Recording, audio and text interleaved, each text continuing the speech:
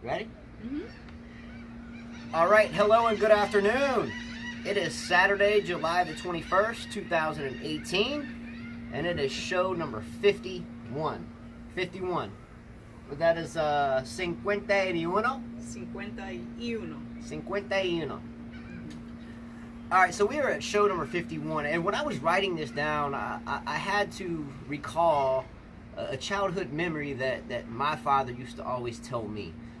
Whether it was on the tennis court or whether it was studying.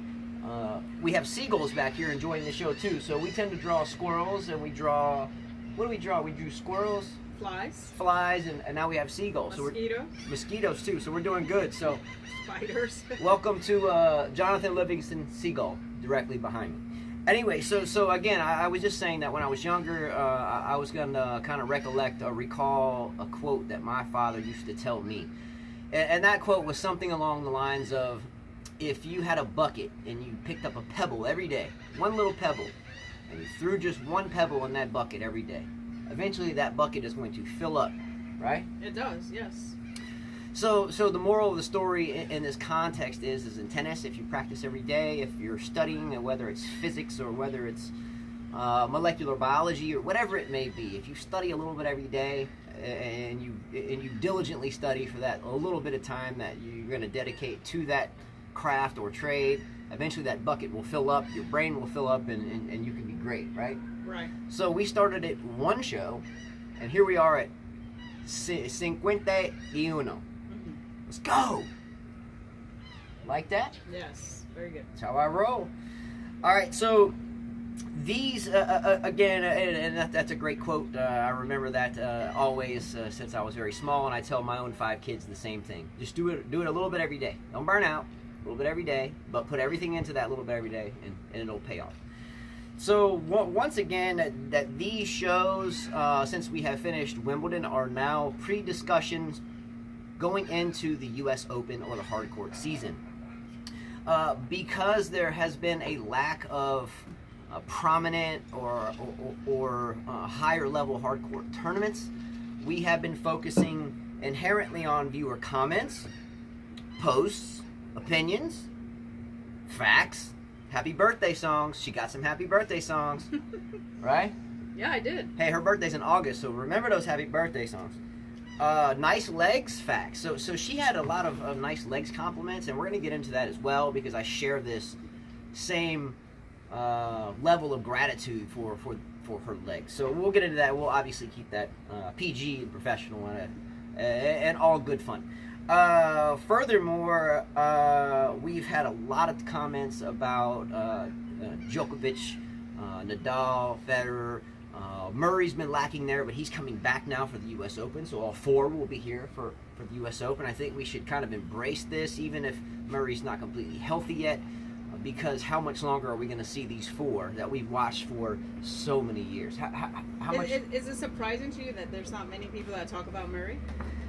It's not surprising because, again, we've been debating marketing and the power of marketing, which, again, I'm not going to get into the whole marketing thing. I think we've talked about it a lot. We have. But I'm gonna end my debating mindset on marketing with this last comment about marketing. It's a sham. It's ridiculous.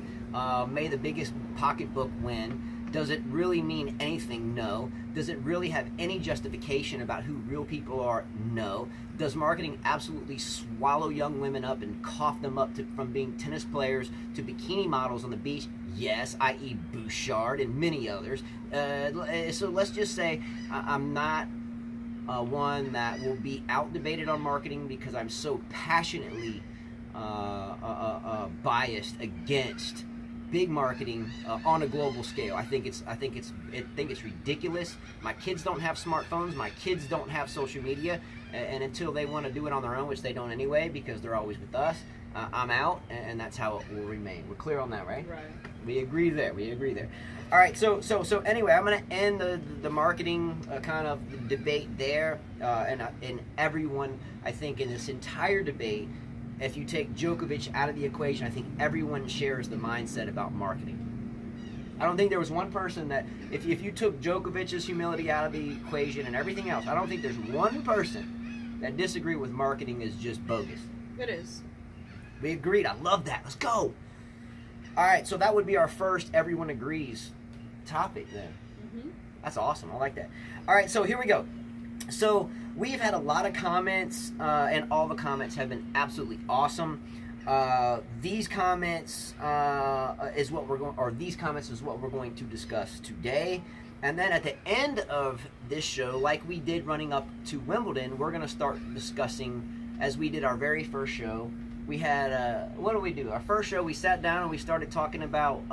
people we thought that were going to pick for Wimbledon, you know, our selection, because we do the fantasy group. Yeah, we like sat down with no notes and we just said, who are, well, let's just start talking about Wimbledon, and then it kind of transformed into here. Yes. So what we're going to do is we're going to discuss viewer comments today almost entirely. At the end of the show, we're kind of going to do a retro ending where we're going to discuss our dark horses, our potential projections for men's and women's players going deep, and more. So we're going to roll right into comments. You ready? Because I know she has a lot to say, right? Yeah, sure. All right, so I'm checking camera. She's going to get... Hey, we're getting bigger right here. Look at that.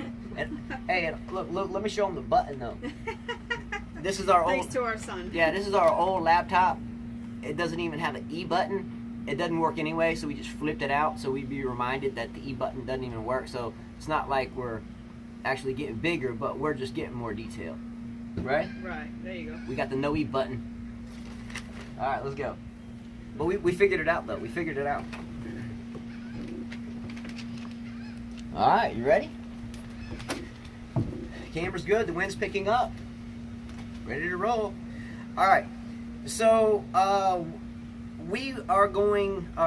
We are referencing the last show that we did, which was 2 parts, and we went back to the very first comment off of the first show, in which just after it was downloaded, the comment came in, and we're going to look at each of those comments, at least with the individuals. There may be 20 comments with one individual, and we'll kind of put nuggets of those in there and kind of go from there. So there's a lot of comments, a lot of them, great conversation, but again, we might kind of take nuggets from some and nuggets from another, or read them entirely. Right? All right, so we wish me luck. Maybe Carla and I will agree on something today. We'll see. Usually we don't, but maybe we will. We did agree that marketing is kind of skewed to the left, right? Yes, or it to is. the right. I mean, that's the whole point of it's marketing. It's just skewed. It's yeah. the whole point of marketing. All right, so we agree on that. That's one thing. All right, so the first comment, and this is a fun one. I'm gonna have fun with this one. So the first comment that came in yesterday was, I'll just read it because it's like one sentence. All right, so the comment is, here we go. You ready? Mm-hmm. He said, and she's not prepared for this, but the comment is that she, Carla, has awesome legs. Thank you. Yeah. See, I actually like this because, see, I hear it a lot, and the comical thing, with all due respect, is that sometimes when we're out drilling the kids, you know, and like, you know, I'm feeding balls and I got a big bucket of balls, and she's on the other court and she's got a bucket of balls or a hamper of balls or whatever you want to call it, or a couple of buckets stacked up, you know, and she's like grabbing balls and feeding them, you know, and like, come on, move, what are you doing, Lily, what are you doing, Gabby, come on, you got to run harder than that, Sometimes I'll be feeding the 2 boys, and I'll find myself feeding balls, and I'll wonder why I don't hear balls coming back, you know, because I'm so used to where I feed, I don't really have to watch. So sometimes I find myself over on that court looking at her legs, and I'm feeding balls, and then I look up, and I don't know how long I had been distracted by no balls coming back, you know, kind of like dazed. So then what happens is my 2 boys understand what's going on, and I just don't, because it just locks me in a trance. So when I'm feeding balls, they'll stand there and they'll drop the racket by their side, and like Jonathan or Chris will be like, here we go again, here we go. And I'm sitting there like feeding balls, like I'm not talking like 3 balls, I'm talking like 15. One, I'm like down the line, I'm like forehand, I'm like inside out, inside in, inside out, come on, get there. But I'm really not even looking there, I'm just looking at her legs. So what occurs is I finally realize that I'm not hearing balls coming back, or she finally busts me looking. So I'm like, And then I realized my two sons are like sitting against the fence drinking water, and I'm like, my bad. And they're like, yeah, all right, well, we're used to this. So I agree with she has great legs. I like that. Who said that? See, I got distracted thinking about it. You see what I'm saying? Okay. Johann Sebastian. Thank you, Johan. Let's go, Johann. I like it a lot. So is it? Let's ask you though. Is this? Do you work out the legs a lot? Is it genetics? What is it?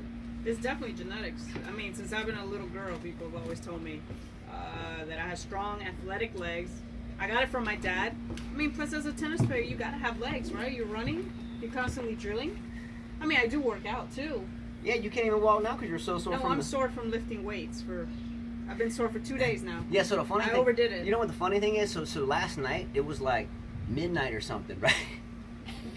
You know, I'm serious. I'm dead serious. So it's like midnight, and I'm coming like from I'm just gonna say hallway. I'm coming in from a hallway, and Carla is trying to get into the bed, and usually she's like, "Toom, spring," you know, but she like gripped the side of the bed, and it's kind of high up, and she was like trying to just peel herself onto the bed.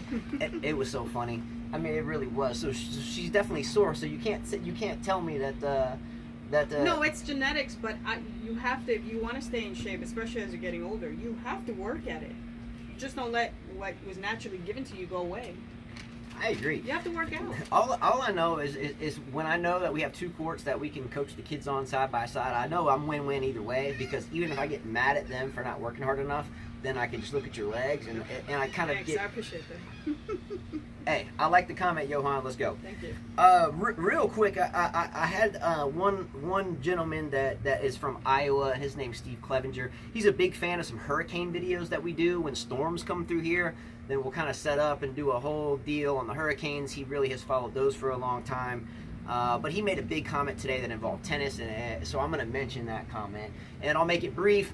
But he indicated today that because of our shows, before we did these, he had no knowledge of the game at all. Didn't really look at it, didn't watch it. But because of them, he can't wait for the next one, and he really enjoys watching it and keeping up with it. So the only reason why I mention this is not because I'm not being humble and talking about myself at all, or her. I simply mean that if we as people, as coaches, as players, as gentlemen, as ladies, can share a little bit, at least just like the bucket with a pebble filling up, if we can just mention something to somebody every day, at least the people that we see about tennis, or can you look at this, give them a fun fact to look up, or if they don't want to look it up, tell them to Google it, or whatever it may be. But if we can all that watch this, and we are obviously players or fans of the game, that's the Seagulls even agreeing to hear them.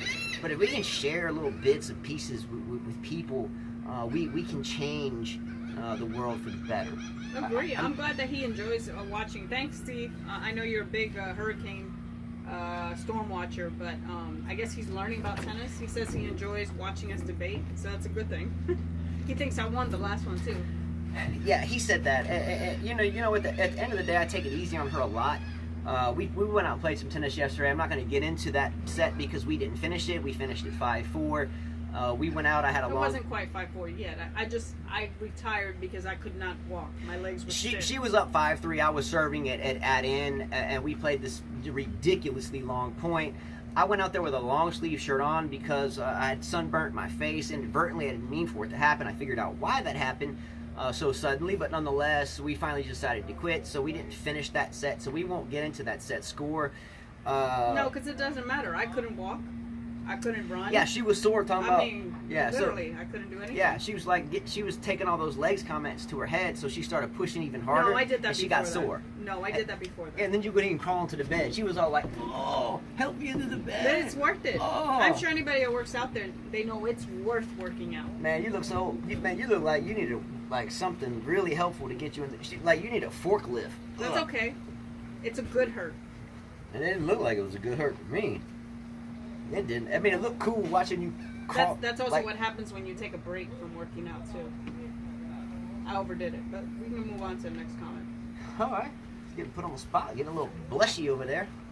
I mean, I like to work out. I like to work out hard. Anything I do, I like to play tennis hard. I like to work out hard. I like to argue hard. Anything I do. In fact, anything I do in my life. So how do I slide it into this equation? You're hardcore. I am? Yeah. I thought I was nice. You are, but you're hardcore at whatever you do too. All right, anyway. For Steve, though, parting comment, hopefully some storms come soon. I'm all over it when they do. I'm thinking tropical storm. I'm thinking hurricane. Obviously, for anybody else, they don't want to hear that because it might cause destruction, and I don't want to deal with that either. But nonetheless, it makes for good videos, right? All right, hopefully we get some soon. So right after that, Rahesh. Much love to Rahesh. Big time, big time. So Rahesh comes in with the comment that states, hey, congrats on our 50th show, which was the last one, but he looks forward to seeing us at 5,000. Thank you. I'm in, bro. I'm in. All right?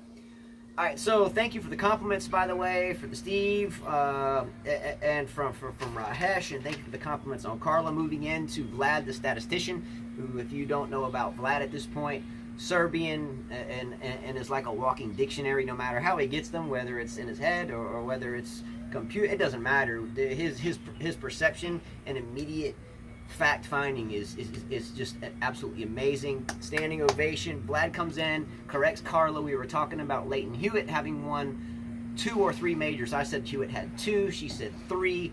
Immediately, I mean, within 30 seconds, Vlad was like, nah, he's got 2. I won that one. Yeah, he won a U.S. Open in 2001, he said, and Wimbledon in 2002.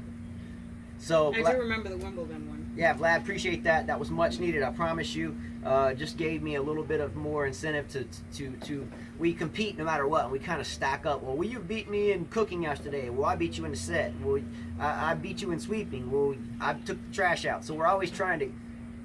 What? Sweeping? Trash? Okay, maybe Well, I trash. take the trash out every day. Sweeping, that's funny. They tell me I don't sweep.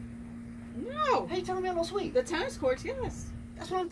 Look, I go to the tennis court every day and get a broom, and sometimes I have sweat for, 6 hours getting standoff? Well, you sweat within 10 seconds, so...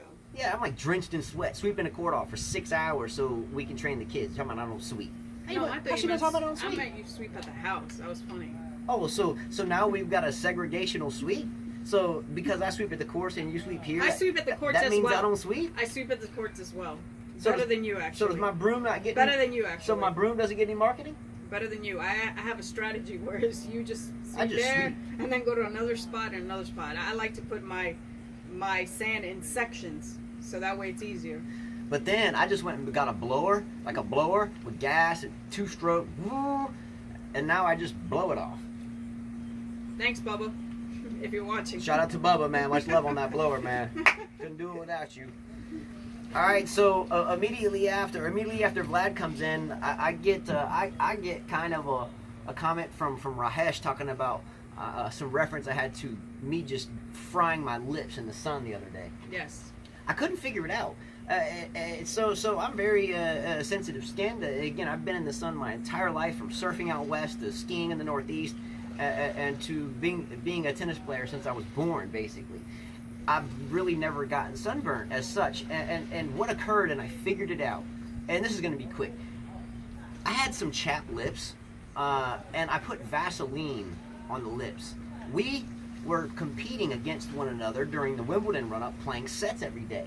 Yes. We were playing sets, like hardcore sets. Like, we played, I think, like 6 sets in 5 days or something. No, less than that. But we were out there also training kids. Yeah, and we were training the kids after that, and then I was sweeping the courts as we were discussing, and I put Vaseline on my lips. I didn't put the 2 and 2 together, that petroleum jelly and the sun. Granted, I had a hat on, but if I would look up to serve or look up to hit overheads or whatever, my lips are getting the cumulative effect of brutality. So I didn't realize it until finally it got to the point where I couldn't go out in the sun at all.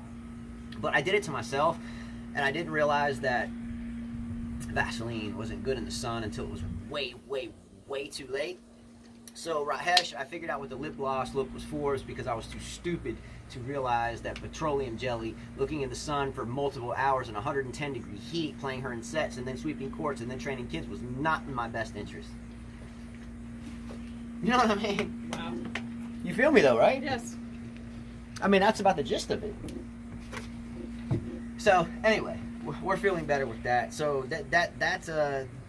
that is what happened. Was excessive Vaseline with that we think. All right. All right. So here we go. So next viewer comment was from an AJ Malfoy. New comment, new viewer. Yeah, so new viewer. When I hear Malfoy, I always think about, because my kids they have at times throughout their lives watch Harry Potter. I hear Malfoy. It just caught me as kind of a cool name. So anyway, so it was a little bit of a longer comment. So I'm gonna have Carla read that one. She's gonna read it entirely, and then Rahesh came in with some really nice comments. In response to those. So it was really nice comments from both. But let's read the Malfoy one. Well, Malfoy says, how do you know how many fans they have? Just because the Western media wants you to believe Novak is not loved. Then he says, the lady is wrong, referring to me. Federer and Nadal are not humble. They have all been cocky at times. How could they not be? They are such great players. And Noli destroyed Anderson in 3 sets. And then he goes on to say, sorry, but how is him doing impersonations a bad thing? No player as good as Djokovic is humble. They are all confident in their abilities. Hope he rips his shirt next time and triggers you guys. So she is going to discuss that. And when I read this, though, I had to laugh because there was I don't recall the exact match. He does it all the time. He rips his shirt. Yeah, I don't. Well, used to rip his shirt. Yeah, so there was a match, and we were watching the match, and Djokovic won, and he tore his shirt off. That was for her one of the most I don't know, one of the lowest punches you could ever have thrown her. I think because he beat Nadal. It wasn't Nadal. I think it was either Tsonga or Monfils he played when he ripped his shirt. But he's not only done it to them; he's done it before to somebody else. So anyway, she can discuss that comment, but I thought it was really coincidental that he mentioned that when years ago when I was with her watching him play a match, not in person but televised, and he did that. She was so bent out of shape about it. I'm like, why? Because it's arrogant. It's like in your face. I beat you. Okay. It's like when he goes like this. But I mean, I don't want to get back to that. Going back to what he said, how do I know how many fans they have? I really don't know, AJ Malfoy. I'm going by the statistics. And the statistics were social media, which we have all agreed that marketing is a sham. Right. And just because one social media site is backed by Nike, or metaphorically speaking, causes one to have more views than the other, doesn't mean you can justify it by that way. Because marketing is the whole scam behind it all anyway. I can't justify it by that. But from what I'm seeing, it looks like Djokovic has a lot more faithful fans because ever since we've done this show, it seems like only Djokovic fans have made a comment and defended him. So I might be wrong. I don't know. So, what? And I kind of and then going back, I'm going to answer the rest of his questions about him saying that Federer and Nadal are not humble. They are cocky at times. I've never really seen that. I mean, we're all cocky at certain times when we win. I mean, yesterday he was like, come on! Although I could not walk and run. And I had him 5-1. Wait a minute. But he's saying, come on. Doesn't Nadal, after almost every point... Look, I remember... He's like... Well, you should, after you're about to get broken and you win the point. Justin, do you not do the same thing after you played a hard point? It's okay if you say, come on, Serena does it. Every other player does it. But don't do it after you won a match. You don't have to rub it in someone's face. Wait a minute. I've seen Nadal jump on the ground, lay down flat like doing a snow angel. When you win a Grand Slam, yes. What? When you win a Grand Slam. I just totally don't get it. All right, look, here's... Okay, I'm not fighting about Djokovic being a bad guy again. No, okay, yeah, that's what I'm saying. Okay, so what do you got? What do you got left on his comment? And then he says the impersonation thing, is that a bad thing? Yes, it is, because a lot of people, that's why he didn't gain as many fans in the beginning. No one liked that. I mean, he almost got beat up for it. Okay, wait a minute, no. Did not he have the entire U.S. Open crowd laughing their butts off? I've also heard the U.S. Open crowd boo him. He has more fans at the Australian because he's won a lot of Australians. A few at the French. More at the French. I don't know about Wimbledon. They booed him this year. But at the U.S. Open, they're tough on him. They really are. All right, so here's what we're going to do. So with that comment said, what we're going to do is try to turn the chapter forward. Yeah, we are. I mean, I like Djokovic. He's a great player. Doesn't mean that I have to be his #1 fan. Look, she's difficult, not in a bad way, but she's a tough customer, and I think it's going to take a little bit more time for her to finally see that Djokovic could be the best of all time. I don't think he's the best of all time. I'm sorry. I'm going back to Rahesh. I'm sorry, but 20 Grand Slams, you cannot be the best of all time unless you pass that record. But does he not have a winning record against everyone else? It doesn't matter how many Grand Slams. You tell me Serena Williams is not the best woman ever? Look, here's what we're gonna do. Because she has 23 Grand Slams? Are you telling me that? Look, can we Come on, Justin. Can we please do this? Can we just turn the chapter forward? Okay, we can move the chapter forward, but right now, Federer is the best. Okay, go ahead. Look. You can't tell me someone with 13 Grand Slams is the best tennis player ever. Sorry, no. We wanted to do this in one show, but because of her rambling about this continuously, you cannot say that. It's like, sorry. Look, Nadal is a has-been. Don't worry about it. No, has-been? He's a has-been. Not really. I'm just playing. My God. I'm just playing. I think any of these viewers, including you and I, wish we even had one Grand Slam. Just playing. Totally. I respect all the players. Didn't mean to say that. That was a Freudian slip. But for you to say that Djokovic is the best of all time, he could be. He needs to pass 20, and I'm sorry, going back to So we're talking about Grand Slams? You are talking about Grand Slams. That's what makes you the best, right, obviously. Stop. Let's move forward. We got to move forward. Okay. So we're going to end this discussion and debate upon Djokovic. I know she has more enlightened, or she's more enlightened. I do like him. Can I finish? Yeah, sure. Oh my God. I'm from New York, sorry. And I'm married to this with 5 kids, and then sometimes she acts like I'm just like a 1-year-old. You know what I mean? Dang. It's like sometimes I feel like I'm a 6th kid, like that was just born yesterday. You're older than me, so that can't be. Ridiculous. All right, so look, I want to try to turn the chapter on the whole Djokovic discussion. Look, he is great. Yes. Oh, can I finish this? I gotta get out of this chapter. Okay, I'm sorry. Go ahead. See, I'm not. She's tough, man. She's tough. No, I got nothing but love for you, though. Well done. You. We got to turn the chapter, though. Yes, we do. All right, so we've been beating this horse for a while, and let's move on from it. I hope that she's more enlightened now about what we've all been saying. By the way, we have, as what our demographics show and analytics show, that we have 100% men subscribers. So my question for this is women. No, but that's not my question. My question is are we actually doing a good job, or is everyone just looking at your legs? No, I don't think it's that. I think that unfortunate women, for some reason, they're not involved in sports like men are. Men love the sports. They love to talk about it. I think it's the legs. I don't think so. It's why women shy away from sports. I don't know. I was a big tomboy, and I always loved sports and competing against guys. So. I think it's the legs. Okay, anyways. Anyway, that's my thought. I think it's the legs. Because I'd watch too if it was for her legs. I don't think so. All right, so anyway, we are going to hope that we have more enlightenment as a group about Djokovic and why we don't hear as much about him as anybody else, at least here in the U.S. Don't believe everything you read, and don't believe everything that you see that's stuck in front of your face, because most of the time it's just who have the bigger pockets that is sticking it there in the first place. That's where we're going to end it. If we want to keep discussing it, no. If we want to keep discussing it, let's comment about it, because I want to turn the chapter to U.S. Open and get projections, dark horses, and some more viewer comments in. I think we've discussed enough about our opinions on Djokovic. Clear? Clear, but I mean, the second show's going to be about that, isn't it? Not really, no. Oh, okay.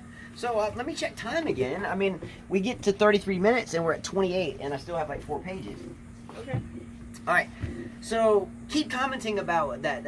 Sending links, great. But again, we want to start looking at the U.S. Open, dark horses, who we like, who we don't like, who are some young players that may be in the mix, who are some veterans that may come into the mix, and so forth. Right. Right. So, by the way, there was another comment by someone, and I almost missed it, by someone by the name of Stimpy Boy, and I made an asterisk here because verifiably he has been watching all of these shows since the very beginning. Carla's going to read this one, and by the way, I love the video links.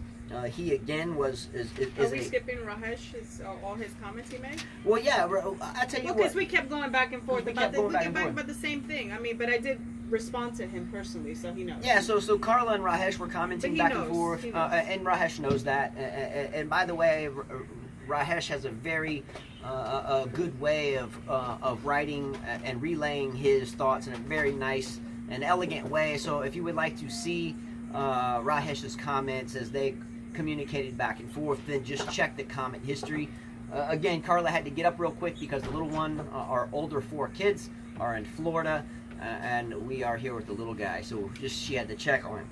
So she is going to read the Stimpy Boy comment. I think he deserves that for sure, because it's a great comment with a lot of fun links about the humility of Djokovic.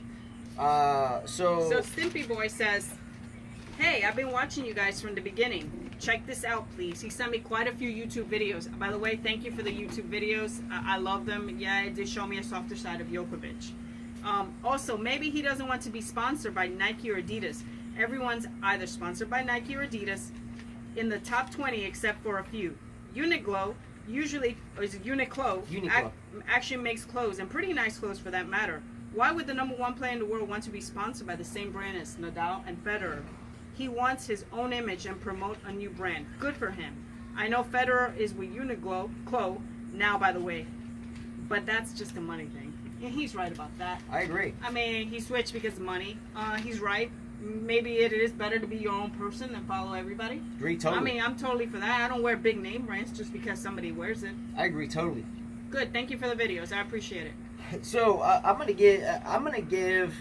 I mean, for me, there are multiple comments that I can indicate as comment of the day. Again, I like to try to mention a comment of the day, and there's a lot of them from new viewer comments and everything. But for Stimpy Boy, the comment about the marketing and why would a new #1 want to just hang behind the previous one, I agree with that. I thought it was kind of deep.